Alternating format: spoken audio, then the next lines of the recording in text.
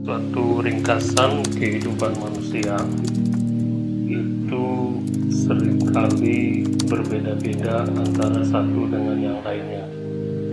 Ringkasan kehidupan manusia sering disebut juga dengan sebuah perjuangan dari seorang manusia. Mereka memilih dengan berbagai macam cara, berbagai macam jalan, dan berbagai macam liku-liku kehidupannya. Nah, seseorang, bahkan setiap manusia itu pasti akan mencapai satu titik dari hasil perjuangannya setelah melalui berbagai macam rintangan, kendala, kesulitan, dan berbagai macam yang lainnya. Bahkan tidak sedikit dari kita, di antara kita semuanya, untuk menempuh sebuah perjuangan hidup harus dilalui sampai sekian tahun lamanya. Bahkan tidak sedikit di antara kita yang juga harus melalui sekian belas tahun, bahkan sekian puluh tahun lamanya. Barulah kemudian tercapai sebuah perjuangan hidup. Nah, di antara sekian ribu, sekian juta manusia, di sini saya akan mengetengahkan beberapa orang, beberapa figur yang mungkin selama ini dianggap seperti orang yang biasa, bahkan sangat terbiasa, bahkan sangat biasa. Namun demikian, di antara mereka memiliki trik tertentu, cara tertentu, jalan-jalan tertentu yang mereka tempuh hingga akhirnya mereka mencapai satu titik perjuangan hidup hingga tercapai dari kehidupan ini yang kemudian disebut dengan kesuksesan dalam hidup. Dulu 20 tahun yang lalu saya pernah hancur gara-gara HP kan gitu.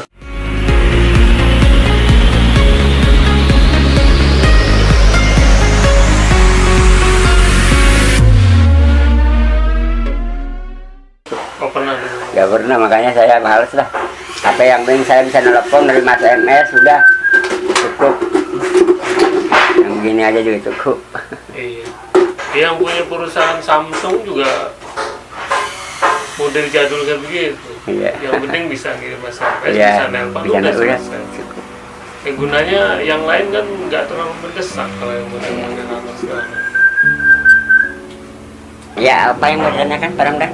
Itu kalau misalnya zaman model sekarang itu kan kebutuhan semakin tinggi, manusia juga apa sih istilahnya nggak ada habis-habisnya gitu. Kalau sebagai orang tua kan kayak Pak Haji sudah punya prinsip hidupnya gitu kan. Kalau misalnya apa yang dulu bilang itu manusia yang penting bisa makan, yang bisa dimasukkan, bisa juga keluar. Jadi begini, kalau masalah kehidupan, saya hidup udah hampir 65-an. Terjangan kerikil-kerikil yang tajam, yang biasa itu kita laluin. Yang paling penting kehidupan ini kita ambil intisarinya cuma dua. Hidup itu pasti bahagia kalau kita bisa jalanin dua macam. Apa itu?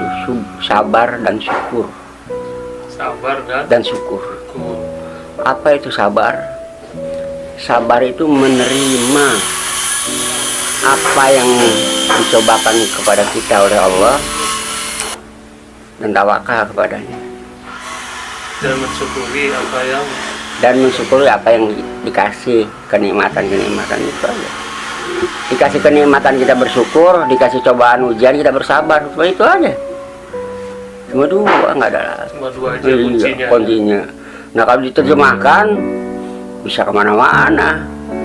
Kalau di karang, lautan juga nggak cukup buat nulis sebagai tintanya, karena itu kan ilmu Allah. Sabar dan syukur. Itu kalau terjemahkan banyak banget. sabar sama syukur. Nah, dalam menjalani kehidupan sabar sama syukur itu, kalau saya prinsip orang-orang dari Jawa Barat, orang-orang Sunda, ya itu cuma menjalankan yang 5. Apa yang 5 itu? Cager, bager, benar, pinter, jujur. 5 ya. Kalau bilang pasti, ya nggak bisa karena saya bukan Tuhan.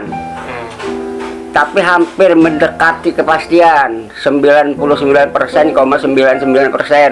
Hampir 100%. Kalau 100% Tuhan dong saya. Orang yang bisa menjalankan prinsip yang 5 itu dijamin hidupnya bahagia. Bukan kaya ya, lain. Orang bahagia dengan orang kaya lain. Cager. Apa itu cager? Sehat. Cager itu artinya Sehat. Orang cager itu sehat. Orang sehat itu terdiri dari dua kategori, sehat raganya, sehat jiwanya.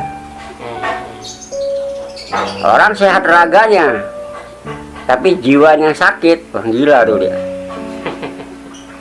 Sehat dia kan, makan mau apa. Jadi kita minta sama Allah sehat. Kalau kata orang Jawa, wong urip harus bisa hidup, orang hidup harus bisa urip. Memang beda. Beda. Hidup dan kehidupan kan beda. Kalau urip itu kehidupan.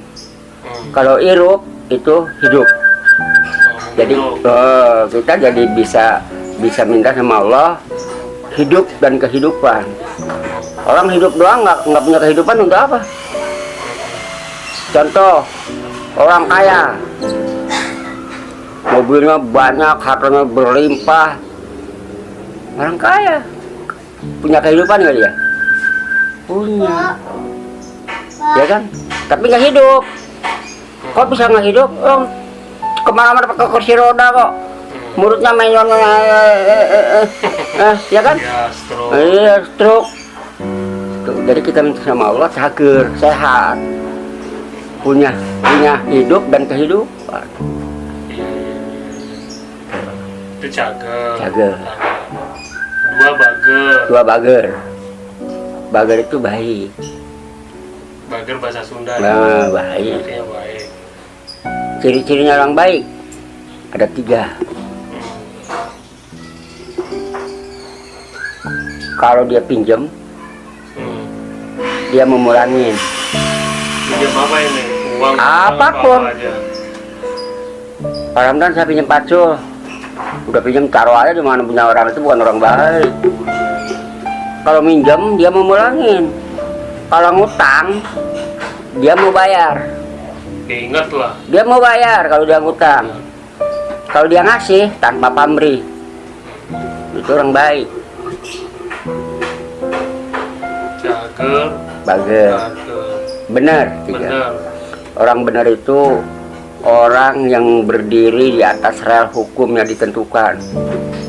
Itu orang benar. Orang yang melenceng dari rel itu bukan orang benar. Lurus. Orang yang taat hukum. Itu orang benar. Hukum yang mana? Yang 3. Hukum di dunia ini kan cuma 3. Hukum agama, hukum negara, hukum adat. Kalau kata Quran, Pak Ramdan jangan minum, mabok haram. Hukum agama kan begitu. Pak Ramdan mabok-mabokan, orang baik bukan? Bukan. Kata negara, kamu jangan nyolong, dibui kamu kalau nyolong. Kata negara. Pak Ramdan nyolong, orang baik bukan? Bukan. Kata hukum adat. Hukum adat itu kan hukum yang berlaku di masyarakat, yang berlaku di tempat di mana masyarakat itu berada. Contoh, di Papua orang pakai OTK umum kan? Coba lu di Jawa sini orang pakai OTK. Orang gila bukan? itu hukum. Jangan mentang-mentang gua orang Papua ada di Jakarta gua pakai koteka, enak aja. Nggak bisa. Salah, bukan pada tempatnya. Nggak benar. Ya, di hukum itu udah 3. Cager, bager, benar. Yang keempat, orang itu harus pinter. Pinter sini, pinter di hati.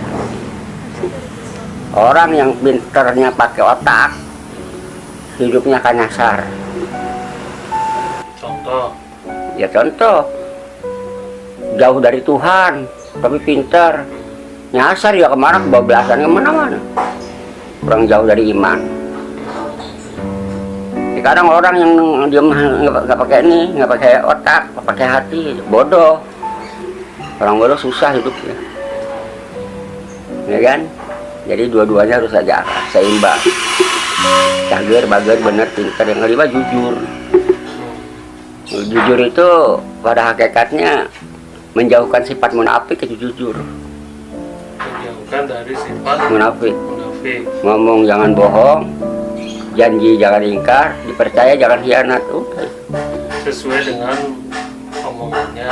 Iya, dari apa yang ada di hati itu udah yang ada di bibir. Jujur. Iya. Itu yang dikeluar. Jadi orang jujur. Iya, jujur itu. Orang bilang katanya jujur itu mahal katanya. Bukan main, mahal sekali. Maksudnya gimana mahal? Begini Pak, jujur itu nggak ada nilainya. Dan saya juga cuma bisa ngomong harus jujur, padahal belum tentu bisa melaksanakannya. Karena memang saking mahalnya. Kejujuran itu sebenarnya kan miliknya Allah. Oh, iya kan? Sifat. Iya, sifat Allah kejujuran. Allah nggak pernah bohong. Jujur kan, orang nggak pernah bohong. Kita cuma mewarisi beberapa persenannya aja. Disuruh kita jujur. Allah bilang besok akan aku terbitkan matahari pagi. Allah nggak bohong, besok pasti pagi pasti terbit itu matahari. Dan terus, nggak pernah. Iya. Janjinya jujur. Itu kan sifatnya Allah. Nah kita cuman disuruh jujur, paling mendekati. Ya itu aja. Prinsip hidup saya cuma itu, cager, bager, benar, pintar, jujur, sudah.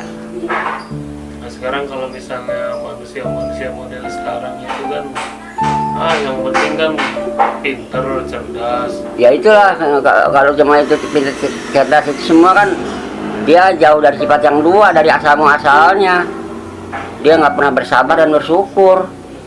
Itu kan sesuatu yang paling dekat dengan Tuhan kita. Ya kan? Orang bersyukur kan selalu menyebut nama Allah. Alhamdulillah. Ya tolong bersyukur. Segala puji bagi Allah, bukan buat kita, bukan buat Pak Ramdan. Ya kan? Nah kalau kembali yang pertama itu, yang sehat apa tadi? Cager. Nah, istilahnya cager itu kan sehat dibutuhkan oleh semua manusia lah. Ya. Nah definisi orang yang sehat jasmani itu gini. Sehat itu kan ada dua, ada jasmani, ada rohani. Jasmani, ciri-cirinya ada. Kalau kita udah tahu ciri-cirinya, kita kejar itu supaya kita sehat. Apa ciri-cirinya orang yang jasmaninya sehat? Ya kan? Enak makan, enak minum, enak tidur. Itu orang yang ciri-ciri jasmaninya sehat. Enak makan, enak minum, enak tidur. Coba Pak Ramdan sakit gigi, jangan yang parah-parah sakit gigi dah. Enak nggak tidur, enak nggak makan, enak nggak minum. Dengar orang nyanyi aja kita udah pusing banget. Ya. Istilahnya kita bisa makan, masukin makanan, kita juga bisa ngeluarin. Ya itu sisa makanan. Itu ciri-cirinya orang sehat. Yang pertama.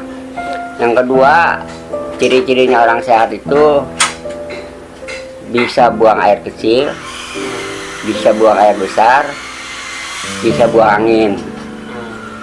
Coba Pak Ramdan nggak usah jauh-jauh dah, nggak bisa kentut. Celaka dah. Mamik Selamat aja tuh almarhum matinya cuma katanya gara-gara nggak bisa kentut. Abangnya Didi Kempot.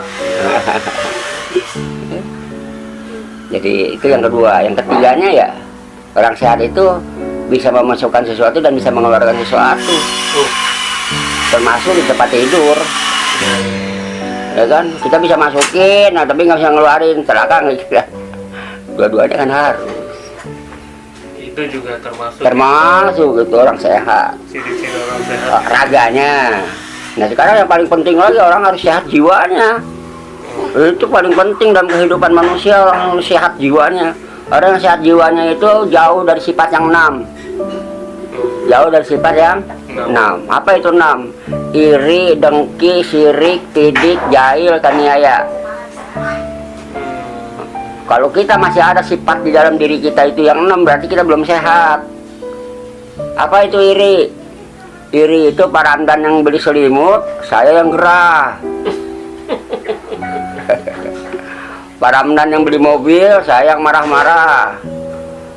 Itu iri. Oh iri itu menandakan kita nggak mampu. Tanda orang yang Tanda orang tidak mampu yang iri. Oh, kalau Pak Ramdan beli mobil, saya mampu beli mobil, untuk apa ngiri? Saya juga bisa beli kok. diam kan? Diem. Jadi orang-orang itu iri nggak boleh. Iri, kedua dengki. Tapi kan tantangannya berat kalau orang iri. Misalnya karena masih banyak orang yang nggak mampu kan, lalu kemudian tetangga. Itulah makanya diajarkan sama Rasul, jauhin sifat iri. Dengan banyak bertawakal, kan manusia kan nasibnya berbeda-beda. Sekarang adik abang keluar dari perut yang sama, dari kocoran yang sama, begitu lahir ke dalam ke dunia, nasibnya berbeda dia. Yang satu jadi tukang kelapa, yang satu jadi tukang es. Nggak bisa dua-duanya jadi tukang kelapa semua. Juga dalam kekayaannya juga begitu. Ini harus sabar, harus Menerima, bersyukur. Itu obatnya untuk biar kita tidak Iri. Iya itu kan balik lagi ke sono lagi. Emang intinya aslinya itu sabar dan syukur. Makanya kalau diterjemahkan kemana-mana, Quran aja itu kalau dipecah itu ya aslinya ya ke sana. sabar Dan syukur. Kan keluar tuh di Quran juga. La in syakartum wala azidannakum wala in kafartum inna adzabi rasa ada itu Tuhan begitu ya, suruh bersyukur kita. itu iri, terus hasad, Dengki, iri, dengki hasud, bersifat suudzon. Begitu saya lihat Pak Ramdan di sini, mau ngapain tuh Pak Ramdan di sini tuh? Jangan-jangan mengutang duit. berburuk Sangka, suudzon. Itu nggak boleh. Berbaik sangka lah sama manusia. Itu yang justru akan menyehatkan dan menyakitkan badan manusia sebenarnya. Iya, makanya iya. Jadi itu dia dengki. Nggak boleh kita punya rasa dengki. Itu urusan dia. Mungkin kita mikirin gitu. Yang ketiga syirik. Syirik itu menyekutukan Tuhan. Dosa yang paling nggak ada ampunannya. Apapun dosa kita diampuni sama Allah. Bisa kita mau bertobat. Tapi kalau syirik, waduh, berat, jangan. Menyekutukan Tuhan namanya. Kita minta sama kuburan, kita minta sama gunung, kita minta sama ini, sama itu, sama jangan. Minta aja sama Allah. Tapi ada orang sekarang ini kan yang modern, nggak perlu Tuhan. Tuhan nggak bisa hidup senang bahagia. Ya itu kan buat mereka. Buat saya enggak. Kalau Pak Ramdan kan nanyanya saya, bukan mereka. Kalau saya prinsipnya ya, dekatkan diri sama Allah. Saya minta cukup sama Allah, ya Allah. Saya minta ini. Soal dikabul enggaknya urusan Allah. Kita minta. Mama saya sama Pak Ramdan, orang tua saya minta, Pak minta beliin motor. Iya nanti kalau punya duit. Besok Pak ada motornya, mana motornya? Lama-lama nggak Pak Ramdan ngasih. Jadi kita minta. Allah udah janji kau uduni astajib lakum, minta kepadaku kata Allah, aku akan kabulkan. Itu kan janji Allah bukan janji saya. Walaupun mungkin ditunda. Ya kan Sabar. karena pasti diberikan itu kan ada macam-macam. Ada yang sekarang kontan, ada yang besok dikasihnya, ada yang lusa, ada yang nanti setelah dia mati baru dikabul. Ada, itu doa. Kenapa kalau orang udah mati doanya baru dikabul? Contoh, bisa jauh-jauh lah. Para wali nih, ya kan? Orang kan udah mati, kita kenal ya enggak? Tapi mereka memberikan rezeki banyak itu kepada sekitarnya. Kalau banyak orang jarah, yang dagang kembang laku, yang dagang minyak pelangi laku, peminta-minta, pemurung laku, ya.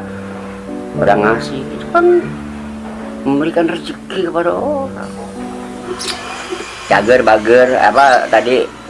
Hasad ini. Ya, apa? Iri, dengki, sirik. Itu sirik ya. Sirik nggak boleh menjatuhkan Tuhan. Iri, dengki, sirik, pidik. Apa itu Bidu? Pidik, pidik itu sombong. Itu bahasa Sunda ya? Sombong. Orang merasa dirinya paling hebat, paling wah, paling pintar, paling kaya, paling semua. Padahal yang paling apa yang paling yang punya paling itu Allah. Maha besar, maha pengampun, maha pengasih, maha karim, maha adil semua. Dia lupa lagi di situ. Yang sombong nggak boleh. Allah paling benci sama orang-orang yang sombong. Dan sekarang banyak juga orang sombong. Bukan main, banyak banget. Itulah karena terlalu jauh dari yang Maha Kuasa. Jadi akal pemikirannya udah terpecah ya, udah bergeser. Nggak diam di rel yang tadi saya bilang, rel hukum yang ditentukan. Agama mengatakan begini ya begini, nggak bisa dirubah dong. Quran begitu ya begitu, hadis begitu ya begitu, jangan dirubah. Udah dibilang Islam itu rahmatan lil alamin, membawa keberkahan, membawa kedamaian buat sekalian manusia dan alam sekitarnya, kan Islam begitu. Bukannya teroris menyebar ke apa namanya, keonaran, ketakutan, bukan seperti itu ngajarinnya. Islamnya oke lah sama saya.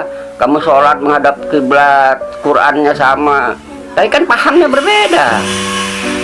Itu urusan kamu lah, urusan saya mah enggak. Saya mah mau tetap berpacu kepada hadis rahmatan lil alamin. Mana ada Rasul menyuruh bunuh orang kafir, pernah? Enggak pernah. Nabi hijrah dari Mekah ke Madinah, itu di Madinah itu bukan orang muslim semua. Di situ ada Ibrani, ada Nasrani, ada Yahudi, ada Majusi. Iya, begitu Nabi masuk ke situ, rukun semua nggak ada. Orang Muslim, orang Nasrani. Walaupun pada akhirnya mereka jadi Muslim semua, itu kan masalah waktu. Ya, coba Nabi waktu ditimpukin di Taif, berdarah-darah Rasulullah, kata malaikat, Muhammad, kata malaikat, tadahkan tanganmu supaya Allah menghancurkan orang-orang Taif. Apa kata Rasul? Jangan, mereka nggak tahu. Itu kan saking hebatnya Rasul. Kok kita orang begitu, orang kafir, bukannya diajak supaya mereka kembali ke jalan kita, malah beli bom. Salah itu. Nabi nggak mengajarkan gitu. Kalau mau juga Nabi aja dengan mendadahkan tangan, Taif hancur, yakin. Pada hakikatnya sekarang Taif mana ada orang kafir di sana? Nggak ada, itu kan masalah waktu. Mereka nggak tahu, kata Nabi. Sifat sombong itu ya? Iya, jadi nggak ada sifat sombong. Kita diajarkan begitu. Sama seperti ini Pak Haji, kalau misalnya orang dengan bangganya berangkat haji berkali-kali, umroh berkali-kali, padahal kalau hitungan uang itu sekali umrah itu 25 juta, paling murah itu 35 juta untuk bantu saudaranya yang susah. Jadi begini Pak Ramdan, kalau itu kan masalah ibadah ya. Kalau masalah ibadah, al amalu biniyah, Ya tergantung niatnya lah. Saya mau niatnya ria atau niatnya ibadah benar kan saya yang tahu sama Allah. Orang kan bisa menilai, silakan nilai. Jadi saya nggak bisa menilai soal itu, begitu. Jadi tergantung orangnya lah, masing-masing pribadi. Tapi itu ya, Iya, sifat sombong itu ya. jauhin lah. Nah itu jadi orang yang sehat rohani itu jauh dari sifat iri, dengki, sirik, pidik, sombong. Nah yang kelima, jahil. Nih perbuatan mulut nih. Jahil apa jahil? Jahil apa jahil ya sama aja barangkali. Kalau orang Sunda mah bilang jahil. Jahil itu iseng. Nah, itu perbuatan mulut. Sekarang kan iseng ngomongin orang. Pak Ramdan kerjanya ngapain ya? Kok duitnya banyak banget? Jangan-jangan korupsi. Tuh, kan perbuatan mulut nih. Jahil, biarin aja orang mau begini biarin aja. Jangan usir. Ada orang lewat perempuan loh, pakai payung, pakai baju merah. Berani lewat. Berani lewatnya. Biarin aja nyusahin kita, mau pakai baju merah kayak mau pakai payung merah kayak. Itu jahil, ini perbuatan mulut nih. Itu seperti kayu bakar, itu akan membakar amal kita. Itu habis semua amal kita. Sholat kita habis bakar semua tuh. Gara-gara ngomongin orang. Nah, jadi orang-orang yang sehat itu nggak bakal ngomongin orang. Walaupun mungkin bercandaan ya. Iya itu usil kan, jahil kan tadi. Ya, walaupun bercanda kan tapi tetap usil. Iya itu. Walaupun mungkin tujuannya menghibur Ya, orang. tapi salah. Nggak pada tempatnya. Bukan pada tempatnya. Menghibur orang tapi sekaligus juga nyakitin hati Menghina orang. Iya. Jadi bahan tertawaan, orang-orang. Sekarang ada orang pincang jalan. Ada Pak Lurah, ada Pak Lurah. Orang nyariin ada Pak Lurah siapa? Pak Lurah jalannya luhur sebelah katanya. Kan bercanda itu, tapi kan bukan pada tempatnya. Dipelesetin, ya kan? Kayak Habib Rizik tuh, kan menyakiti orang Sunda itu termasuk saya. Udah orang Sunda mah salamnya di mana-mana juga sampurasun, ya. Ini mah apa dia bilang? Campur racun. Itu kan menyakiti hati orang. Habib gak ngomong begitu, nggak boleh dong. Tebarkan kebaikan. Salah satu contoh. Bukan berarti Habib Rizik nggak baik. Tapi bercandanya ada kata usil di sini nih. Harus dijaga. Harus jaga. Apalagi jadi panutan sebagian Iya, orang iya. Ya. Nah, ada lagi yang terakhir. Kaniaya itu paling jahatnya manusia itu kaniaya. Kaniaya itu. Bahasa Indonesianya apa itu? Tega lihat orang menderita, senang lihat orang menderita. Contoh, lihat orang dagang, dia cari dukun, tanah kuburan diaburin biar sepi. Lihat orang rumah tangganya bener, digodain bininya biar bercerai. Lihat orang usahanya maju, disirikin. Lihat orang sawahnya subur, jalan airnya dipengpet dan nggak dapat air. Lihat orang empangnya gede-gede, ikannya diracunin. Itu kan ya, jahat. Manusia. Ada yang begitu, ada. Itulah manusia yang jauh dari Tuhan.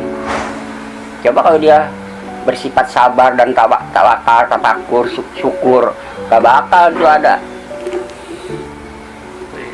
Jadi orang yang iri, dengki, sirik, pidik, jahil, kaniaya itu orang yang sakit. Kalau orang yang sakit mesti diapain? Diobatin. Bagaimana ngobatinnya? Dirangkul, diajak. Jangan dimusuhin. Kalau dimusuhin mah jadi musuh sama kita. Pak Ramdan pelit sama saya nih. Supaya baik, kenapa? Bagaimana? Dibaikin. Kalau Pak Ramdan pelit, saya pelitin lagi, tambah pelit. Ya. Ya walaupun ada juga sih 1-2 orang itu udah kita baikin, udah deketin, malah juga nyeloncong. Itu mah hak dia lah. Yang penting kita diajarkan kalau ada orang jahat, jangan dijahatin. Ya kan? Karena pembalasan dendam itu nggak menyelesaikan masalah. tetap harus kita baikin Baik. lagi. Ya sesuai pesan Rasul lah. Iya begitu, kita kan diajarinnya begitu. Kenapa kok segala-gala Rasul, segala-gala Rasul? Oh, emang yang saya diajarinnya sama dia itu kok. Kalau saya yang ngajarinya Gatot Kaca, barangkali saya ikut Gatot Kaca. Kalau saya diajarinnya sama Rasul kayak begitu ya ikutin Rasul. Tapi kan ada petua-petua patah petiti dari Orang tua. orang tua. Ya itu kan yang semuanya juga nggak bertolak belakang dengan hadis dan Quran. Walaupun misalnya diambil dari dunia pewayangan. Iya, tapi kan semua juga enggak. Ya sekarang saya mau tanya, cager, bager, bener, pinter, jujur, ada nggak di Quran? Nggak ada. Sok cari mana dalilnya cager, bager, pinter, jujur dalam satu kalimat. Nggak ada, itu petuahan orang Sunda. Tapi sesuai Dengan cocok dan dengan Quran dan hadis. Tidak bertolak belakang, bahkan sejajar. Jadi jangan dikatakan oh itu tidak sesuai dengan nas agama, Nggak bisa. tidak perlu diikuti. Nggak bisa. Kalau yang nggak boleh diikutin itu yang bertolak belakang dengan ajaran Islam, bertolak belakang dengan hadis, bertolak belakang dengan Quran. Orang harus sehat, diajarin sama Nabi juga, sama Quran juga harus sehat. Kita berdoa, kita sholat aja kan, doa kita ada Rabbik firli warhamni warjukni warjukni wa'fu anni, kan minta sehat semua itu kan. Walaupun zaman Sampurasun, Sunda kan? Ya Sunda, nggak bertentangan. Tidak usah dipermasalahkan. Tidak bisa bermasalahkan loh. Tidak bertentangan dan tidak semua orang Sunda kalau masuk ke rumah orang Sampurasun nggak ada. Ada juga punten. Ya kan? Itu kan cuma bahasa-bahasa tradisional aja. Jangan diganggu lah masalah begitu mah. Karena itu kan nggak bertolak belakang dengan ajaran Islam. Ya ngobrol-ngobrol seperti ini kan sekarang jarang-jarang Pak Haji. Orang muda, anak-anak muda itu maunya sekarang serba instan, serba jadi, ya kan? Ya semuanya ada di Itu salah. semua. Itu salah itu kalau pengen instan. Semuanya proses. Manusia itu kan proses. Saya Pak Ramdan lah, diri Pak Ramdan sendiri. Emang Pak Ramdan tahu segede gini kan kagak. Dari nggak ada sampai ada air, sampai dikasih roh, sampai lahir. Proses kan terus sampai segede gini sekarang. Begitupun kehidupan, begitupun dunia. Saya dagang begini 20 tahun ini baru bisa begini doang. Tadinya apa? Jalan kaki, jangankan sepeda motor, sepeda butut saya nggak punya. Iya 20 tahun yang lalu. Boleh tanya ibu, jangankan sepeda butut, ya kan? Dengko nih modal saya nih, benar-benar dengko. Modal dagang buat beli barang, jangankan puluhan juta, 100.000 saya nggak punya. Tapi saya nekat berusaha sampai dikasih jalan sama Allah. Tuh, kenapa? Minta syaratnya. Apa tuh minta? Doa. Bagaimana cara minta doanya? Kalau saya sih ngejalanin 4 macam. Minta sama Allah. Yang pertama dekatkan diri. Dekatkan diri bagaimana? Ya dekatkan diri kepada Allah, kita takarub, tawadu. Yang kedua banyak baca istighfar. Karena Tuhan suka sama orang-orang yang minta ampun. Ya kan? Yang ketiga, kita banyak baca sholawat, baca Quran, baca surah Waqiah. Mintakan jalan, dibukakan jalan. Tuhan nggak akan ngasih langsung tuh duit nang, nggak ada. Kita dicari sabab dan akibat. Harus proses. Harus proses ya, ada sabab dan akibat. Jangan ngimpi Pak Ramdan pengen punya anak tapi nggak kawin. Ya kan? Semuanya harus berproses. Proses, ada sabab dan akibat. Sababnya Pak Ramdan kawin punya anak. Sababnya saya berusaha, saya berhasil. Jangan melihat sekarang. Jangan melihat yang sekarang. melimpah. Lihat ke belakang. Lihat ke belakangnya. Perjuangan. Betul. Prosesnya seperti apa? Ya walaupun mungkin segelintir orang ada juga yang dikasih sama Allah kan? Langsung. Iya, Dalam hitungan beberapa tahun luar biasa. ya, tapi kan itu 1.000 juta Manusia satu orang, nggak sepersekiannya. persekiannya Ada yang begitu. ada. Kayak contoh dan nih Pak Harto, emang orang lampu dia, emang orang ada dia, tapi Tuhan kasih dia mesti menguasai dunia, kejap mata dia bisa menguasai dunia. Contohnya begitulah kurang lebihnya. Tapi Tuhan mau ambil juga, ya seperti Korun. Kalau dia Tuhan mau ambil sekejap mata juga habis. Ya udah, intinya makasih Pak Ya, Haji. sama-sama barang dan Kasih jangan kasih bukan mau jangan, ini mah kita ngobrol biasa. ngobrol.